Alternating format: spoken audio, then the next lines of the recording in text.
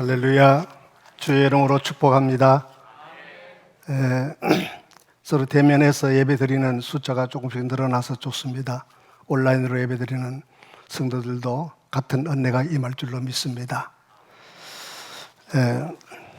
벌써 이렇게 또 창립주일을 맞아서 또 교회 리더들을 세우고 또 여러분 얼굴 뵙고 이런 모든 일들이 정말 감사하고 감격스럽습니다. 오늘 주신 하나님의 말씀을 통해서 여러분 가난한 성도가 되지 않기를 바랍니다. 팬데믹 시대에 가난한 성도가 많아졌는데 가난한 성도가 되지 말고 정말 모세가 가난을 정복했던 것처럼 가난을 정복하고 승리하는 여러분 되시기를 주의 이름으로 축복합니다. 가난한 성도가 누굽니까? 가난한 거꾸로 읽어보십시오. 교회 안 나가.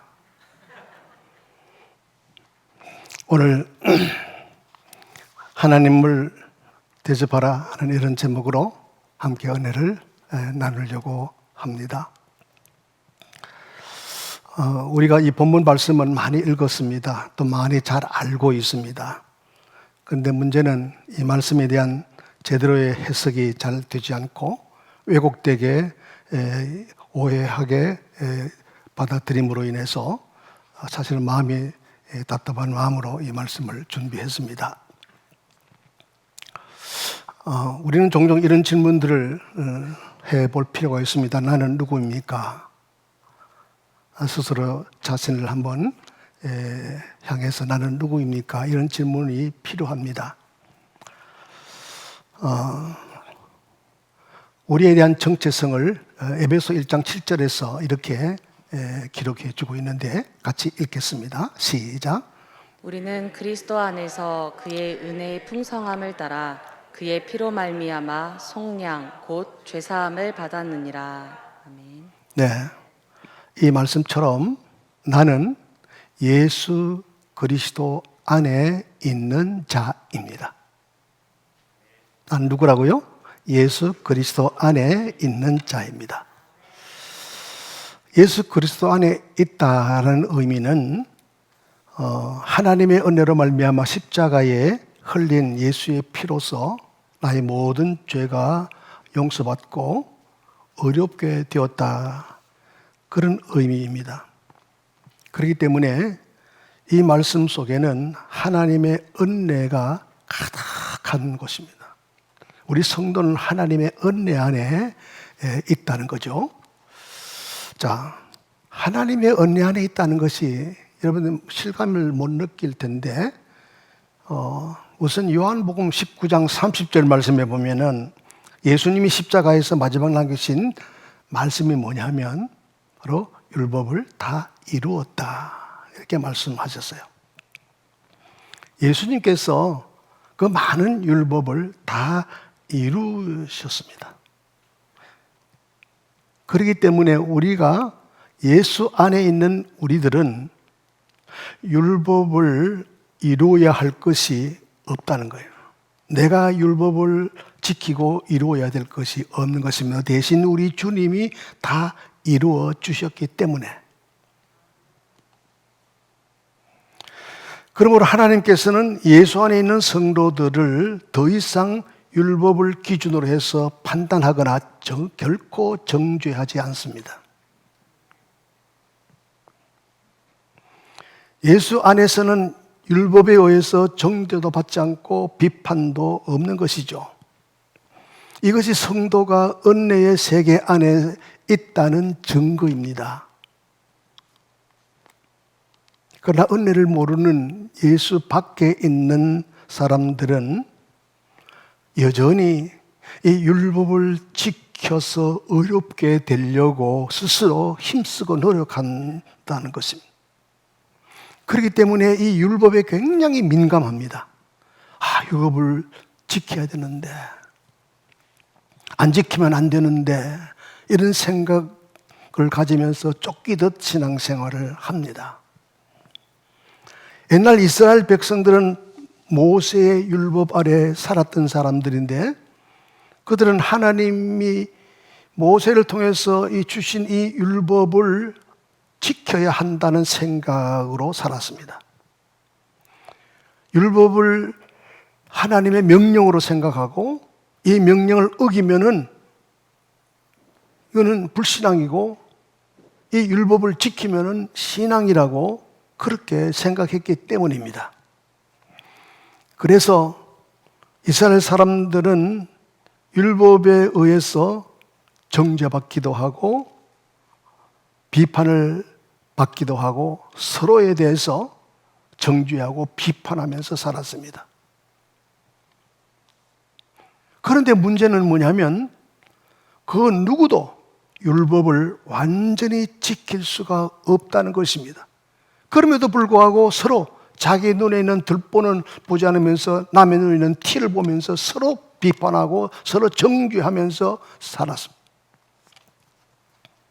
하나님께서 선지자들을 통해서 율법을 주신 것은 하라 하지 말라고 하는 그런 행위에 초점을 둔 것이 아닙니다. 죄가 무엇이며 율법을 통해서 하나님 나라가 어떤 것인지를 말씀하려고 율법을 주셨어요. 율법이 아니고서는 죄가 무엇인지를 알 수가 없어요. 율법을 통해서 우리는 하나님 나라, 다가올 하나님 나라를 알 수가 없었어요. 결국 예수님께서 이 땅에 오셔서 율법의 시대를 마감하고 복음의 시대를 열어주셨습니다. 새 시대를 우리 주님이 여신 것입니다. 은혜의 시대가 활짝 열린 줄로 믿습니다. 그래서 성경 마가복음 1장 1절의 말씀에 보니까 하나님 아들 예수 그리스도의 복음의 시작이다. 그렇게 처음 기록하면서 복음서가 시작됩니다. 마태복음 3장 1절 2절의 말씀에 보면은 거기에는 세례 요한이 회개하라, 천국이 가까웠다. 우리 주님이 지금 뒤에서 오시는데 회개하라, 하나님의 나라가 가까웠다. 그렇게 메시지를 외치면서 우리에게 다가왔습니다. 여러분, 그리스도의 복음이 무엇입니까? 하나님은 사람의 입을 빌려서 사람을 통해서 전도라고 하는 방법을 통해 자기 백성을 찾으시고 바로 누구든지 예수를 그리스도로 영접하는 자에게 하나님의 나라를 약속하시고 영생의 복을 주신다고 하셨습니다. 이것이 바로 예수 그리스도의 복음입니다. 이 복음을 여러분 분명히 가지고 있죠? 이 복음. 내가 예수를 그리스도로 믿고 그 그리스도를 믿었으니 하나님 나라를 내가 소유하고 하나님의 영원한 생명을 나도 가지게 되었다는 이 메시지, 이것이 예수 그리스도의 복음입니다. 그런데 성경, 복음이 담겨지는 이 성경을 그렇게 쉽게 접근하기도 어렵고 또 가까이 한달지라도 이 성경을 통해서 복음을 끄집어내고 하나님을 만나고 알 수 있는 게 그렇게 쉽지 않은 것입니다. 세상적인 지식으로는 불가능한 것입니다.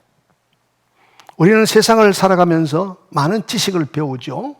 그리고 그 지식을 기초로 해서 우리는 많은 상식, 그런 경험들을 터득하게 됩니다.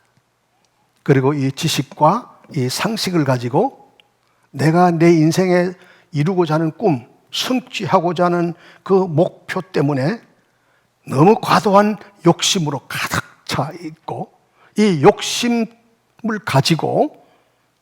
가지고 하나님의 말씀을 대하게 되면 절대로 우리 성경을 많이 읽어도 수십 번 읽어도 수없이 들어도 이 성경을 통해서 복음을 끄집어낼 수도 없고 하나님을 알 수도 없습니다. 이 세상의 지식, 이 세상의 어떤 상식, 그 욕심을 갖고는 절대로 복음을 깨달을 수가 없다는 사실을 우리는 알아야 합니다.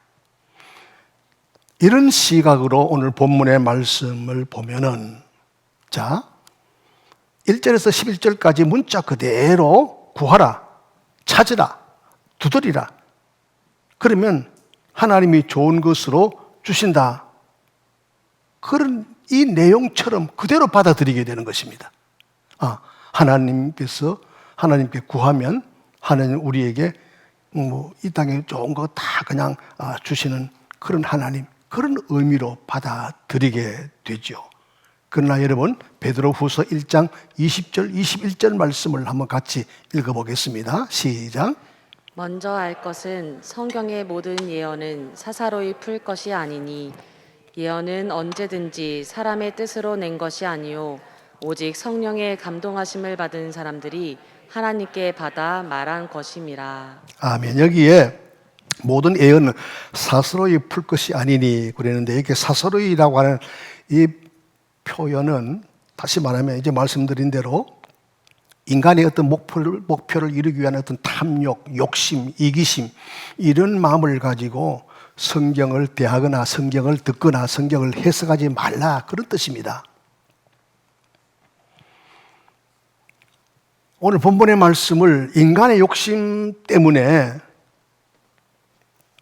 그 인간의 욕심 때문에 이루기 위한 어떤 그 욕심 때문에 말씀을 읽으면은 내가 기도해야 하는구나, 내가 찾아야 하고 두드려야 하는구나 하는 이런 행위 자체에 관심을 두고 두드리면, 찾으면, 구하면 하나님께서 필요한 것을 주신다, 이렇게 받아들이는 거죠. 자, 이런 모습이 세상이 갖고 있는 지식으로 성경 해석을 하면 안 된다는 것입니다. 복음을 끄집어낼 수가 없는 것입니다. 하나님을 알 수가 없는 것입니다. 교회 안에 많은 분들이 이런 방식으로 말씀을 접근하고 신앙생활하고 성경 공부도 하고 많은 분들이 그렇게 해요. 그런데 20년, 30년을 믿어도 왜 하나님을 인격적으로 못 만나고, 왜 구원의 확신이 없고, 아직도 여전히 세상의 욕망을 따라서 세상 것을 위해서 살아가는 이유가 어디 있습니까? 바로 세상 것을 가지고 말씀을 접근했기 때문에 그렇습니다. 자, 복음의 의미를 오늘 본문을 통해서 좀 더 찾아봐야겠습니다. 자, 오늘 창립주일인데요. 우리 신세계교회가 여기에 세워지게 된 이유가 뭘까? 제가 교회를 시작하면서 복음의 핵심 가치를 찾고자 했던 것입니다. 예수님의 세우시는 이 교회인데, 이 교회의 본질이 도대체 뭘까? 많이 그동안에 제가 설교로 외치고 또 그 한마디, 예수님께서 세우시는 교회의 본질, 오이코스, 확대해 나가는 영적 가족, 이것을 수없이 말씀을 드렸습니다. 하나님이 세우시는 교회는 건물도 아니죠. 여기에 인본주의적인 사람들이, 세상적인 사람들이 수백 명, 수천 명이 모여서 이 건물을 채우는 것이 아닙니다.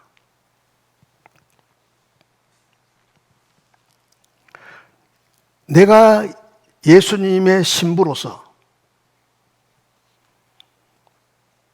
그리고 내가 세상에 나가서 전도해서 믿음의 자녀를 낳고, 그리고 영적 가족 오이코스를 이루면 이 오이코스가 점점 확대되어 나가므로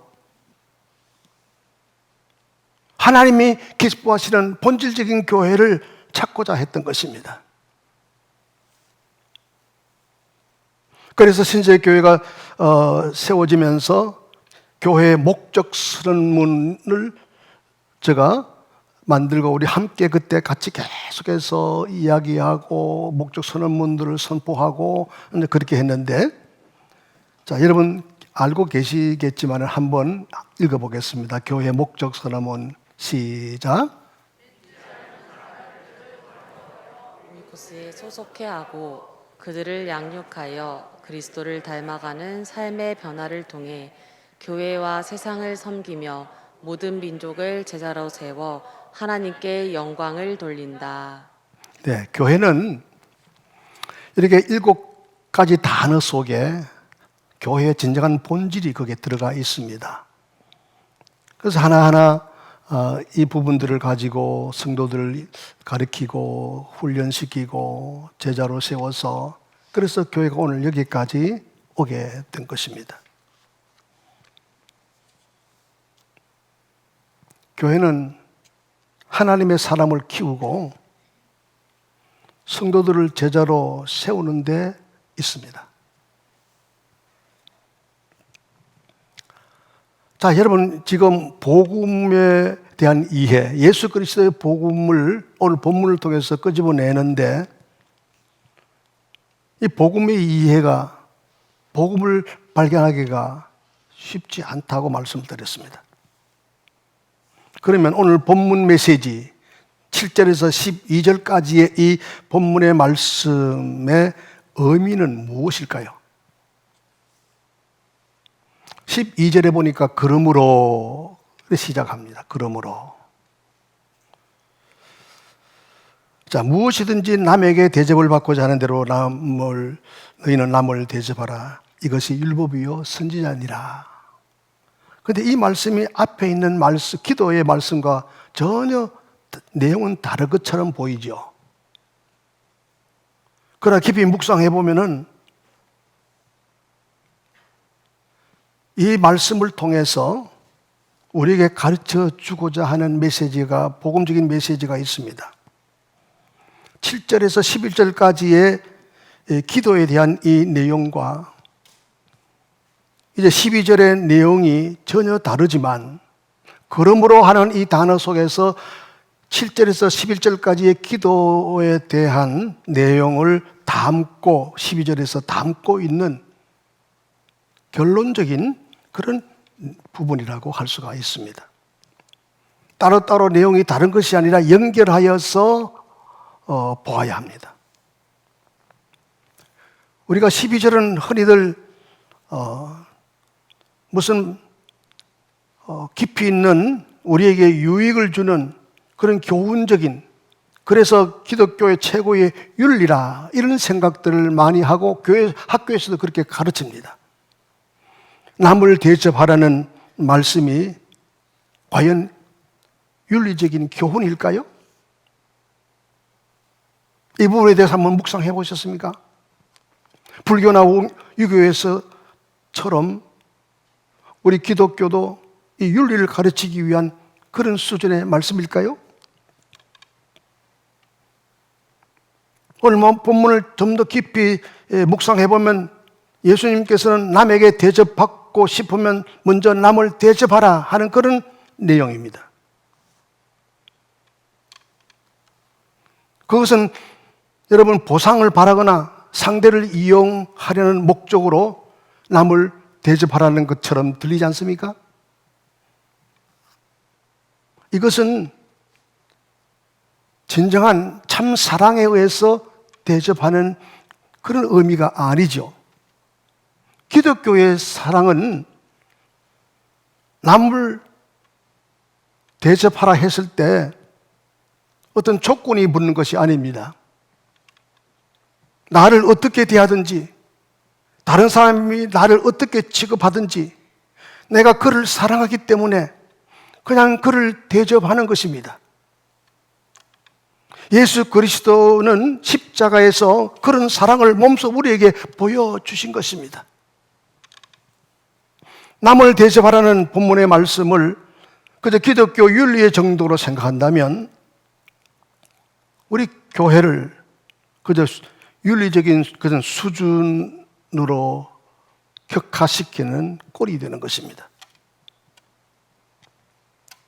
그러면 도대체 이 본문의 말씀의 의도가 무엇이겠습니까?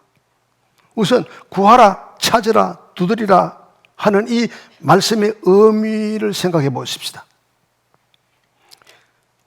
말씀 이미 드린 대로 성도는 예수 안에 있는 존재라고 말씀드렸고, 예수 안에 있는 존재라는 말은 하나님의 부름을 받고 예수 그리스도 십자가의 보혈의 피에 의해서 씻음받아 의롭게 되어 하나님의 자녀가 된 은혜의 세계에 있다고 말씀을 드렸습니다. 은혜의 세계라고 하는 것은 구하면 주고 구하지 않으면 주지 않는 그런 세계입니까? 구하지 않는다고 주지 않으면 그것은 은혜가 아니잖아요. 자, 그러면 오늘 본문의 말씀은 구하라 그러면 주겠다 이렇게 이런 내용으로 받아들이면 이게 은혜의 세계입니까? 아니잖아요. 자, 우리가 잘 경험하고 알듯이 갓난 아이를 가진 부모가 그 갓난 아이가 젖을 달라고 울 때만 여러분 젖을 먹입니까? 필요하여 때를 따라서 그 아이에게 젖을 먹이는 것이 부모의 마음이고 사랑입니다. 은혜라고 하는 것은 구하지 않는데도 아낌없이 베푸는 것을 말하는 것입니다. 하나님은 내가 죄 아래 있었을 때 찾아오셨습니다. 아무런 소망도 희망도 없었을 때 이 세상을 바라보면 전혀 살고 싶은 그런 마음이 없는 그런 죄인 아래 있었을 때 주님께서 어느 날 찾아오셨습니다. 그리고 나를 사랑해 주셨습니다. 이것이 은혜인 줄로 믿습니다. 그러므로 예수 안에 있는 성도는 구하거나 찾는 행위와 상관없이 하나님으로부터 필요한 것들을 받아 누리며 살아가는 삶이라는 것을 여러분 알아야 합니다. 하나님은 우리의 삶의 필요를 다 아십니다. 마태복음 6장 7절 8절의 말씀을 보세요. 거기에 보면은 이렇게 기록되어 있는데 같이 한번 읽어볼까요? 시작. 또 기도할 때에 이방인과 같이 중언부언하지 말라. 그들은 말을 많이 하여야 들으실 줄 생각하느니라. 그러므로 그들을 본받지 말라. 구하기 전에 너희에게 있어야 할 것을 하나님 너희 아버지께서 아시느니라. 아멘. 이 말씀에 비춰서 알 수 있듯이 오늘 본문의 뜻은 구하면 하나님은 주시는 그런 의미가 아닙니다. 하나님은 이미 있어야 할 것을 아시고 필요하면 하나님의 때에 이 세상 것들을 주시는 줄로 믿으시기 바랍니다. 우리가 분명히 알아야 할 것은 예수 밖에 있는 자와 예수 안에 있는 성도는 세상을 보는 눈이 다르다는 겁니다. 사도 바울은 예수를 만난 후에 세상의 모든 것을 배설물로 여겼습니다.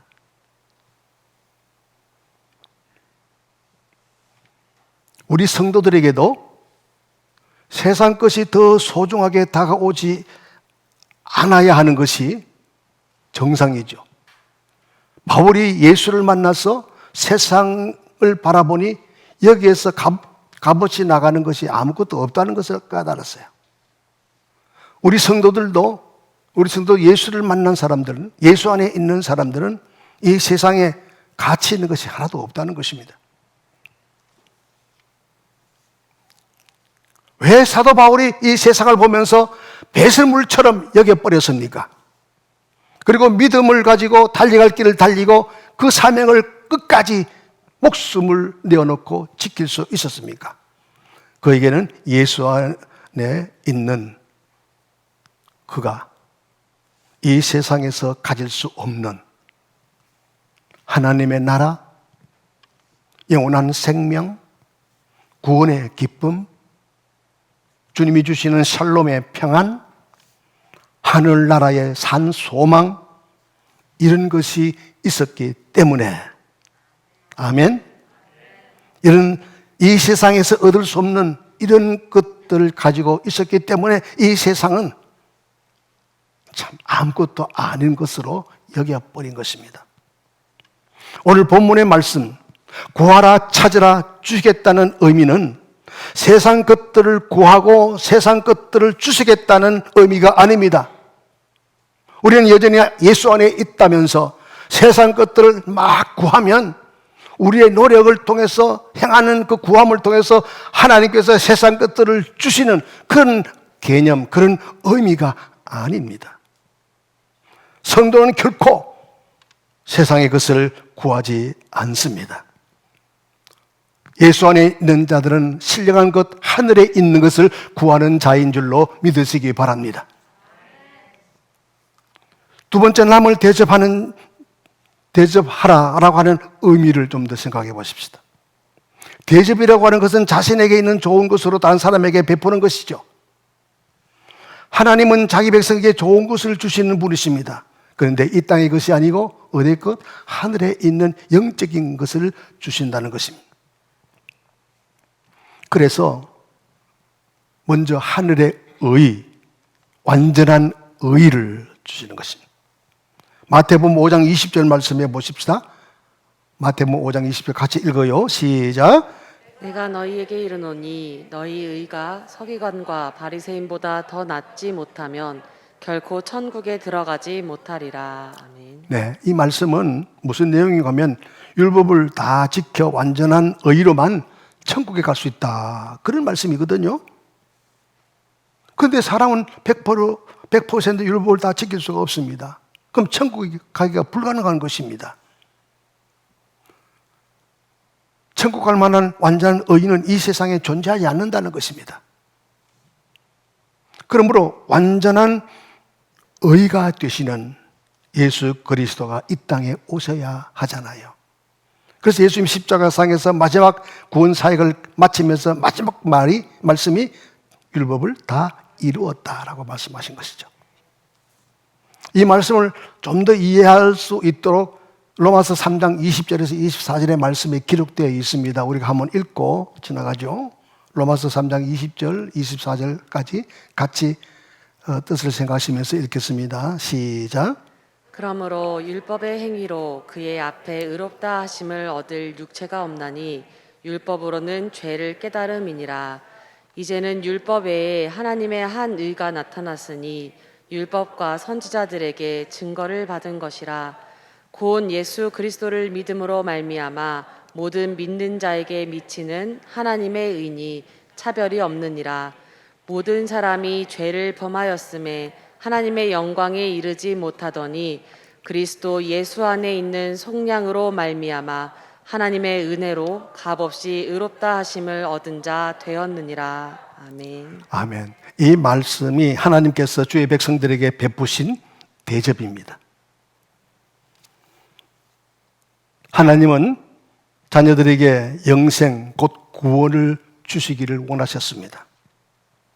그래서 먼저 율법을 선지자들을 통해서 주셨고, 그 율법을 통해서 죄를 깨닫게 하시고, 그리고 하나님 나라가 어떤 것인지를 알도록 하신 것입니다.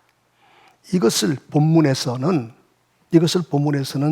대접이라고 하는 말로 표현한 것입니다.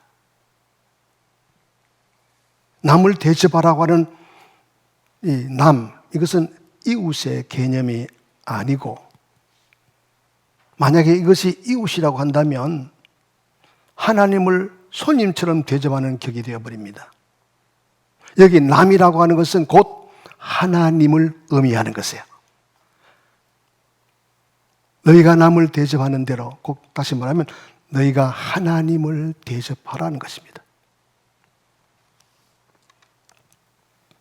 하나님은 이스라엘 백성들을 대접하시려고 생명 대신 예수 그리스도를 이 땅에 보내주셨습니다. 그런데 그들은 예수를 영접하지 않고 오히려 예수를 배척하고 예수를 십자가에 못 박았습니다.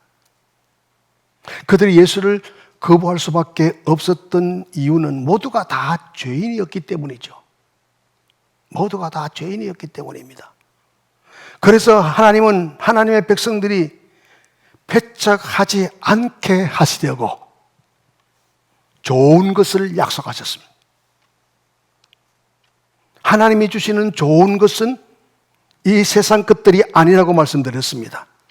그래서 누가복음 11장 13절에서는 너희가 악갈지라도 좋은 것을 자식에게 줄 줄 알거든 하늘에 계신 너희 아버지께서 좋은 것을 주시지 않겠느냐라고 할 때 이 좋은 것은 바로 성령을 주시겠다는 것이에요. 성령은 이 세상에 있는 것이 아니고 하늘의 것입니다. 여러분, 우리가 필요한 것은 정말 무엇일까요? 이 세상에 그 어떤 것도 아니에요. 이 세상을 살아가는데 정말 필요한 것이 있다면 하나님께서 때가 되면은 우리에게 달라하지 않아도 우리의 필요를 아시고 주셔요.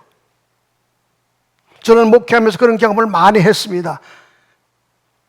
라면 하나 끓여 먹을 것이 없어 굶기를 바라고 있을 때 성도들의 손길을 통해서 꼭 채워주시는 그런 경험이 수없이 있었습니다.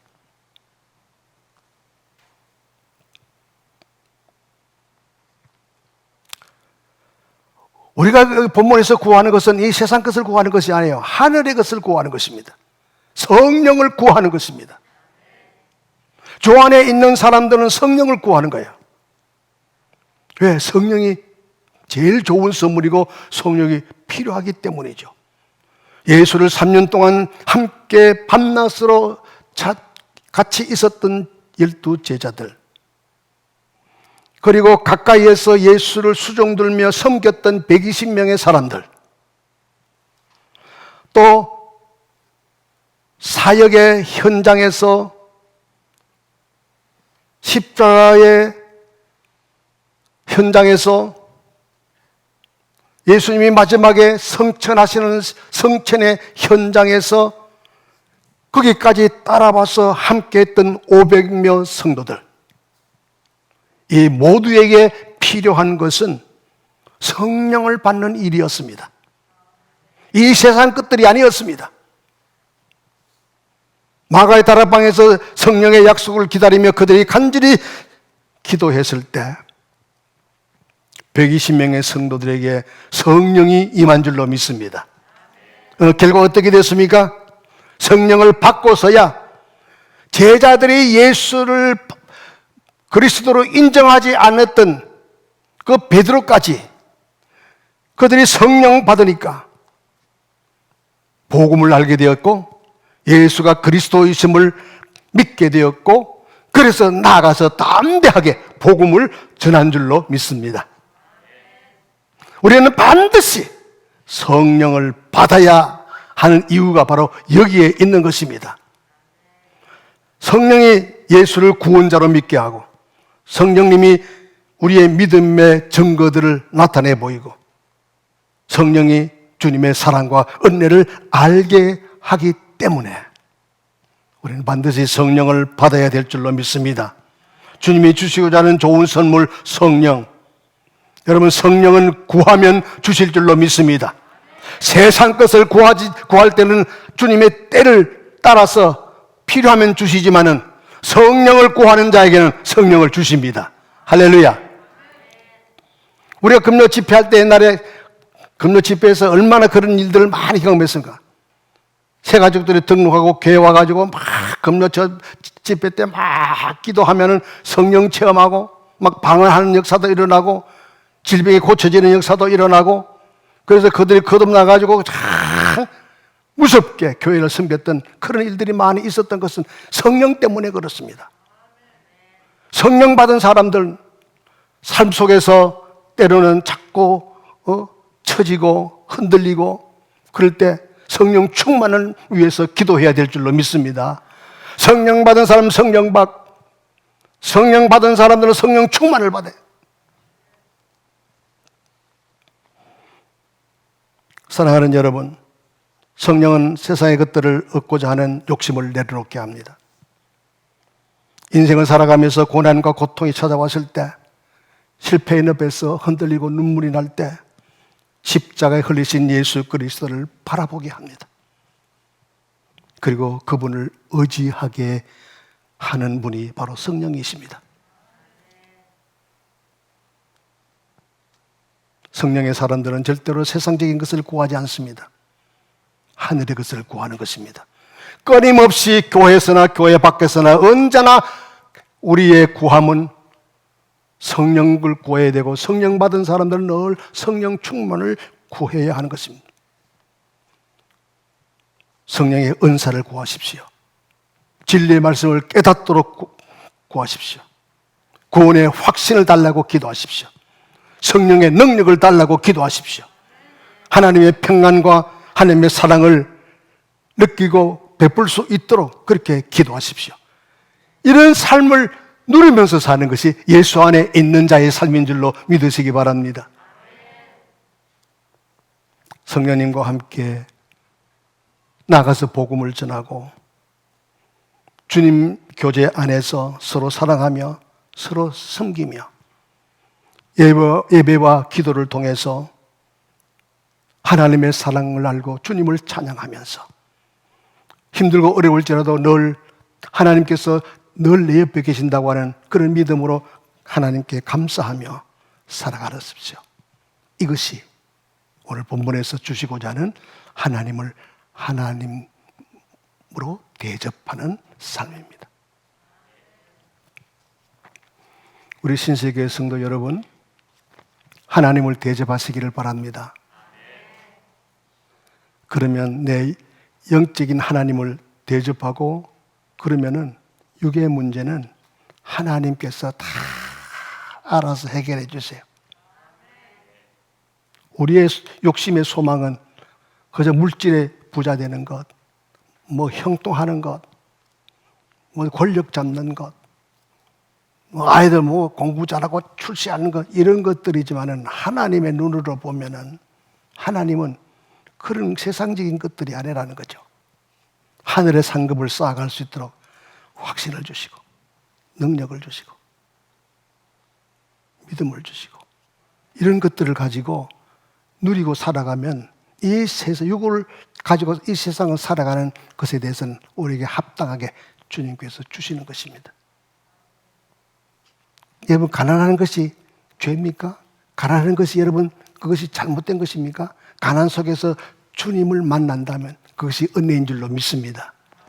그런 믿음으로 여러분 승리하시고 가난을 정복하는 하나님 나라를 쟁취하는 여러분 되시기를 주의 이름으로 축복합니다.